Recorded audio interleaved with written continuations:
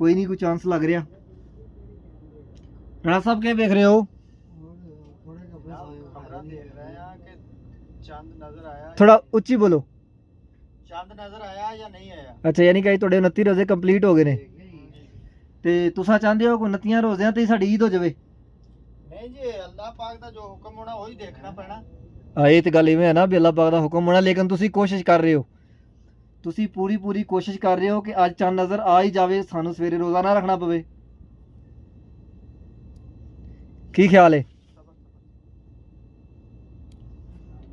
ਇਹ ਜੀ ਰਾਣਾ ਭਾਈ ਨੇ ਤੇ ਰਾਣਾ ਭਾਈ ਖਬਰਾਂ 'ਚ ਵੜੇ ਨੇ ਤੇ ਮੇਰਾ ਖਿਆਲ ਹੈ ਪੂਰਾ ਚਾਂਸ ਹੈ ਉਹਨਾਂ ਕੋਲੇ ਕਿ ਸਾਨੂੰ ਥੋੜੀ ਦੇਰ ਦੀ ਖਾਮੋਸ਼ੀ ਤੋਂ ਬਾਅਦ ਕਹਿਣਗੇ ਭਾਈ ਚੰਦ ਨਜ਼ਰ ਨਹੀਂ ਆਇਆ, ਲਿਆਦਾ ਸਹਿਰੀ ਵਾਸਤੇ ਸਮਾਨ ਤਿਆਰ ਕਰ ਲਓ।